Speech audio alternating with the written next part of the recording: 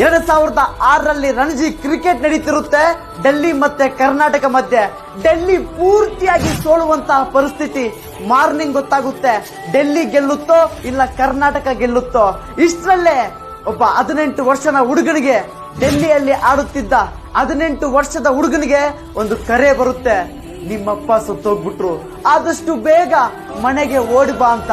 ಸರಿ ಬರ್ತೀನಿ ಅಂತ ಆ ಹುಡುಗ ಅವರಪ್ಪ ಸತ್ತೋಗಿರೋ ಅವರಪ್ಪನ್ ನೋಡಕ್ ಹೋಗಿಲ್ಲ, ಬ್ಯಾಟ್ ಎತ್ಕೊಂಡು ಕ್ರಿಕೆಟ್ ಫೀಲ್ಡ್ ಬರ್ತಾನೆ.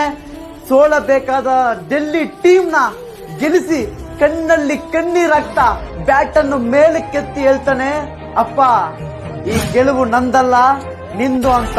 ಆ ಹುಡುಗ ಯಾರು ಗೊತ್ತಾ? ಸುಮ್ನೆ ಕರೀತಾರ GOAT ಗೋಟ್ ಅಂತ. ಆ ಹುಡುಗನ ಹೆಸರು ವಿರಾಟ್ ಕೊಹ್ಲಿ ಅಂತ.